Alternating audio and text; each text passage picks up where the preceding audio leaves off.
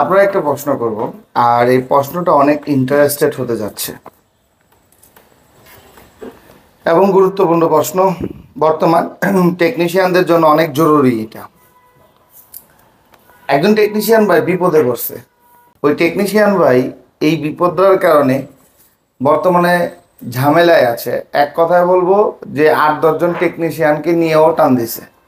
কথা বুঝতে পারছেন? এক মহিলা একটা মোবাইল নিয়ে আসছে ওই টেকনিশিয়ানের কাছে। মোবাইলটার সমস্যা ছিল, মোবাইলটা চার্জ হতো না, মানে চার্জ জমা হতো না, কিন্তু মোবাইলটা চালু ছিল। কথা কি বুঝতে পারছেন? সমস্যা কি ছিল? চার্জ জমা হতো না। চার্জ জমা হতো না, কিন্তু মোবাইল কি ছিল? চালু ছিল। চার্জ জমা হতো কিন্তু স্লো চার্জ হতো আর কি। অনেক সময় দেখবেন আমাদের কাছে কিছু মোবাইল আসে যে 20% চার্জে লাগাইছে, 1% চার্জ হইতে 10 মিনিট 20 মিনিট সময় লেগে যায়। হয় না? এরকম হয় না? তো ওই মহিলা এক মোবাইল নিয়ে ওই টেকনিশিয়ানের কাছে আসছে যে ভাই আমার মোবাইলটা স্লো চার্জ হয়, চার্জ জমা হয় না, আমি নতুন চার্জার লাগাইছি এবং চার্জার কয়েকটা পরিবর্তন করছি, একই সমস্যা। তো ওই টেকনিশিয়ান যখন কাস্টমারের সাথে কথা বলে বিল করছে, মোটামুটি 1200 না 1400 টাকা বিল করছে, তার মানে মোবাইলটা অবশ্যই দামি মোবাইল। তো ওই মোবাইলটা বিল করে যখন খুললো, খোলার পরে সে মাল্টিমিটার দিয়ে চেকিং করার সময় মোবাইলটা ডেড হয়ে গেছে। মোবাইলটা ছিল রানিং। মোবাইলটা কি ছিল? রানিং। কথা ইন্টারেস্টেড কিন্তু। মোবাইলটা ছিল রানিং, চালু ছিল। জাস্ট ও চার্জিং এরিয়ার স্টিলের প্যানেলও খুলছে, চার্জিং এরিয়া স্টিলের প্যানেল খোলার পরেও মোবাইলটা কি ছিল? চালু ছিল। মোবাইলটা চালু করে যখন মাল্টিমিটার দিয়ে চেকিং করতে গেছে, তখনই মোবাইলটা ডেড হয়ে গেছে। গুরুত্বপূর্ণ বিষয় না? এখন আমার কথা হলো, এই মাল্টিমিটার দিয়ে সে এমন কি করলো যে মোবাইলটা ডেড হয়ে গেছে? এই মোবাইলটাই এমন কি করলো যেই কারণে মোবাইলটা ডেড হয়ে গেছে? বলতে হবে। জি স্যার। স্যার বলেন। হয়তো বা সেই টেকনিশিয়ান মোবাইলটা চার্জে লাগিয়ে মানে আপনার হট টেস্টিং করছে, কারণ আমরা জানি মাল্টিমিটার। বলেন আগে, হট টেস্ট কুল টেস্ট কাকে বলে সেটা আমাকে আগে বলেন। ফুল টেস্ট স্যার, যেটাতে ভোল্টেজ থাকবে না বা ইলেকট্রিসিটি থাকবে। কোথায় ভোল্টেজ থাকবে? স্যার মোবাইল সার্কিট, মোবাইলের সার্কিটে কোনো ভোল্টেজ সংযোগ থাকবে না। মাল্টিমিটার কোন রেঞ্জে থাকবে? ডায়োড মোডে। Diode mode. এবার হট টেস্ট কাকে বলে? হট টেস্ট স্যার, যেটাতে আপনার ভোল্টেজ থাকবে, হয়তো বা ব্যাটারির মাধ্যমে বা চার্জিং এর মাধ্যমে। চার্জিং এর মাধ্যমে বা ব্যাটারির মাধ্যমে বা পাওয়ার সাপ্লাইয়ের মাধ্যমে মোবাইলে ভোল্টেজ থাকবে। মাল্টিমিটার কোন রেঞ্জে থাকবে? স্যার মাল্টিমিটার ডিসি মোডে। ডিসি মোড, অর্থাৎ ভোল্ট রেঞ্জে, তাই তো? জি স্যার। সোজা সাপটা কথা, ডায়োড রেঞ্জে রেখে যে জিআর ভ্যালু আমরা চেক করি ওটা হচ্ছে কুল টেস্ট। ভোল্ট রেঞ্জে রেখে যে ভোল্টেজ চেক করি সেটা হচ্ছে কি? Hot test. Hot test. মোবাইলে কোনো প্রকার ব্যাটারি লাগানো নাই, চার্জ লাগানো নাই, এখন যদি আমি ভোল্টেজ চেক করি ভোল্টেজ পাবো? না স্যার। কথা ক্লিয়ার? আচ্ছা, তাহলে কুল টেস্ট হট টেস্ট বুঝলাম। জি স্যার। এখন আমার প্রশ্নের উত্তরটা কিন্তু পিছনে পড়ে গেল। প্রশ্নটা ছিল, কাস্টমার মোবাইলটা রানিং নিয়ে আসছিল, শুধু চার্জিং সমস্যা ছিল, তাই না? এখন কথা হলো, এই যে চার্জিং সমস্যাটা, এই চার্জিং সমস্যার সমাধান করতে যাওয়ার পর মাল্টিমিটার দিয়ে যখন চেক করতে গেছে, সে অন্য কিছু করে না। আমাকে ফোন করে এটাই বলছে, স্যার আমি মোবাইলটা কিছুই করিনি, শুধু মাল্টিমিটার দিয়ে চেকিং করছি, কইরা আমি পরের বার চেক করতে গিয়ে দেখি যে মোবাইলটা চালু হচ্ছে না, কোনোভাবেই আর চালু করতে পারছি না। তো এইটার কারণটা কি? স্যার এটার কারণ ওই টেকনিশিয়ান ভাই হয়তো বা ব্যাটারি কানেক্ট করা ছিল বা পাওয়ার সাপ্লাই ছিল বা চার্জিং কানেক্ট ছিল, এই অবস্থায় উনি এই ডায়োড মোডে আপনার মানে জিআর চেক করতে গেছে। এই কারণে আমরা জানি যে যখন আমরা মাল্টিমিটার ডায়োড মোডে রাখি, তখন আপনার এই নবের ভিতরে ভোল্টেজ থাকে। কোন নবের ভিতরে? এই নবের ভিতরে ভোল্টেজ চলে এই আসে। নবের ভিতরে ভোল্টেজ থাকে। কত ভোল্টেজ থাকে? Sir 4 volt. 4 ভোল্ট। বিষয়টা কি উনি বুঝাইতে পারছে আপনাদের? না, পরিপূর্ণ হয়তো বা অনেকে বোঝেন নাই, আমি একটু বুঝাই দিছি। মোবাইলটা ডেড হয়ে যাওয়ার কারণ, মোবাইলটা তো চালু আছে, যখন মোবাইলটা চালু থাকবে তখন মোবাইলে কি ভোল্টেজ থাকবে না? এই মোবাইলটা চালু আছে, এখন কি ইনপুট আউটপুট সব দিকেই তো ভোল্টেজ আছে, বিপিএস লাইনে, বিআরএজি লাইনে, সব জায়গায় তো ভোল্টেজ আছে, তাই না? প্রাইমারি সেকেন্ডারি সব জায়গায় ভোল্টেজ অ্যাক্টিভ আছে। এখন এই মোবাইলটা চালু অবস্থায় সে চার্জিং আইসির আশেপাশে ভোল্টেজ চেক করতে গেছিল। কি চেক করতে গেছে? ভোল্টেজ। ও যখন আমাকে এই কথাটা বললো তখনই কিন্তু আমি বিষয়টা বুঝতে পেরেছি।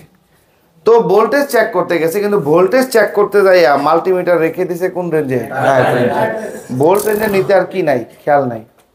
ভোল্ট রেঞ্জে নিতে খেয়াল নাই, সে রেখে দিছে কোন রেঞ্জে? ডায়োড রেঞ্জে। তাইলে মনে করেন চার্জিং লাইনে যখন আপনি মোবাইলটা চার্জে লাগাবেন তখন কত ভোল্টেজ ঢুকে? 5 ভোল্ট। বের হয় কত? 4 ভোল্ট। বিপিএস লাইনে থাকে কত? 4 ভোল্ট। সে আমাকে বলল যে আমি বেশি কিছু না, পিএমআইডির ভোল্টেজটা চেক করতে গেছিলাম আর বুট ক্যাপের ভোল্টেজ চেক করতে গেছিলাম। এরপর এই ডেট। এখন আমরা জানি বুট ক্যাপের 4 ভোল্ট থাকবে এক পাশে, আরেক পাশে কি তার অধিক ভোল্টেজ, ডাবল ভোল্টেজ থাকবে। পিএমআইডি তে 5 ভোল্টেজ থাকবে। এই তো বিষয়টা।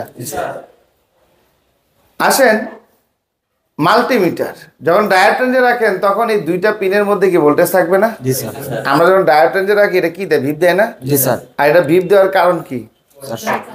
এটা ভিপ দেওয়ার কারণ হচ্ছে এই প্লাস মাইনাসের মধ্যে অলরেডি কয় ভোল্টেজ আছে? 4 ভোল্টেজ আছে। ডায়োড রেঞ্জে নিলে এই মাল্টিমিটার দুইটা পয়েন্টের মধ্যে 4 ভোল্টেজ অটোমেটিকলি চলে আসে। আবার মোবাইলে আছে কত ভোল্টেজ? 4 ভোল্টেজ বা 5 ভোল্টেজ, তাই তো? এখন আমি যখন এই মাল্টিমিটারের লাইনটাকে ওই চার্জিং আইসিতে টাচ করি ডায়োড রেঞ্জে রাইখা, তো চার্জিং আইসিতেও ভোল্টেজ আছে আবার মাল্টিমিটারেও ভোল্টেজ আছে, তাহলে ভোল্টেজ ওভারফ্লো হলো কিনা? ভোল্টেজ বাদ দেন, অ্যাম্পিয়ার ওভারফ্লো হলো কিনা? আর এই অতিরিক্ত অ্যাম্পিয়ার এবং ভোল্টেজের কারণে দেখা যায় যে চার্জিং আইসি, যেমন চার্জিং আইসি পাশেই তো টাচ করেছে, হতে পারে ওই ক্যাপাসিটার লিকেজ হয়ে গেছে, হতে পারে চার্জিং আইসি ড্যামেজ হয়ে গেছে। ভয় পাওয়ার কিছুই নেই, কাজ হবে। বাট ওই আইসি ড্যামেজ হয়ে গেছে ওভার ভোল্টেজের কারণে, ওভার অ্যাম্পিয়ারের কারণে, হতে পারে ওই কম্পোনেন্টটা কি হয়ে গেছে? লিকেজ হয়ে গেছে, শর্টেজ হয়ে গেছে। কথাটা কি বুঝাইতে পারছি? তাইলে আমরা এই বিষয়টা থেকে কি শিখতে পারলাম? আমরা যখন কোনো মোবাইল ভোল্টেজ চেকিং করব, অবশ্যই মাল্টিমিটারটাকে আপনি ভোল্ট রেঞ্জে সেট করে নিতে হবে আগে, মনে করে। এই বিষয়টা সবসময় খেয়াল রাখতে হবে। মাল্টিমিটার ডায়োড রেঞ্জে রেখে আপনি যদি ভোল্ট চেক করতে যান তখন কিন্তু আপনি দুর্ঘটনার শিকারে পরিণত হবেন। তখন আপনি কাস্টমার দিছে তো মোবাইল, আপনি তো ডেড রিস্কও নেন নাই, আপনাকে দিছে চালু, আপনি কাস্টমারকে বুঝাই দিতে হবে কি চালু। কারণ কাস্টমার বলছে আমি তো এসব জানি না, মোবাইল তো তোমার দিছি শুধু চার্জ হয় না, এটা তো সামান্য সমস্যা, নতুন মোবাইল। কাস্টমার 10 বছর মোবাইল চালাইছে। কয় বছর? 10 বছর। আপনার দোকানে আনার পরে একটা অ্যাক্সিডেন্ট হয়েছে, এই কাস্টমার মোবাইল 2 সেকেন্ডের মধ্যে কি হয়ে যাবে? নতুন হয়ে যাবে। এটা ওনার সাইড থেকে কি রাইট। আবার আরেকটা কথা বলে দিবে, এটা বিদেশি মোবাইল। কি মোবাইল? বিদেশি মোবাইল। আপনার কাছে যখন নষ্ট হয়ে যাবে তখন বিদেশি মোবাইল। আমি কথা বুঝাইতে পারছি? তো আপনি এমন কাজটা করবেন কেন?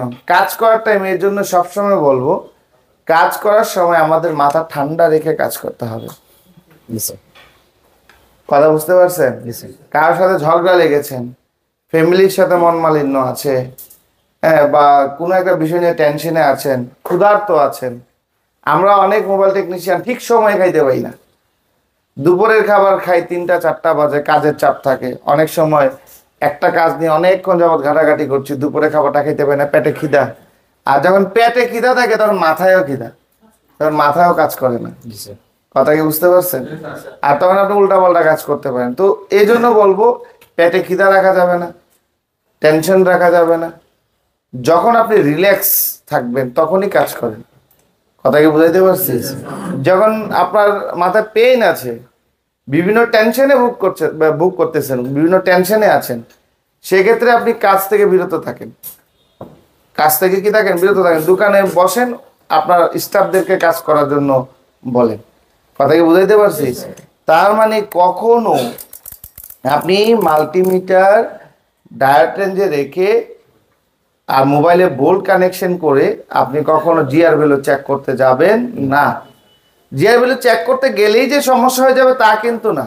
একটা কথা এখানে বুঝবেন, আপনি মাউথ স্পিকারের মোবাইলটা চালু আছে, মাউথ স্পিকারে জিআর ভ্যালু চেক করতে গেছেন, সমস্যা হবে না। স্পিকারে ভোল্টেজ চেক করতে গেছে, জিআর ভ্যালু চেক করতে তেমন সমস্যা হবে না। সমস্যা কখন হবে? যখন আপনি প্রাইমারি সেকেন্ডারি লাইনের মধ্যে টাচ করবেন, তখন over voltage, over ampere flow হবে। পাওয়ার আইসির আউটপুটে ধরছেন, পাওয়ার হচ্ছে আউটপুটে আপনি সিপিইউর ভোল্টেজগুলো চেক করতে গেছেন, বিভিন্ন ভোল্টেজ চেক করতে গেছেন, সুইচিং ভোল্টেজগুলো চেক করতে গেছেন, 0.8, 1.2, 1.8, 2.2, এই ভোল্টেজগুলো, এগুলোর মধ্যে অ্যাম্পিয়ারের পরিমাণ নির্দিষ্ট থাকে। আর আপনি কি করছেন, মাল্টিমিটার ডায়োড রেঞ্জের রাইখে ওই পাওয়ার এসে আউটপুট ভোল্টেজ চেক করতে গেছেন।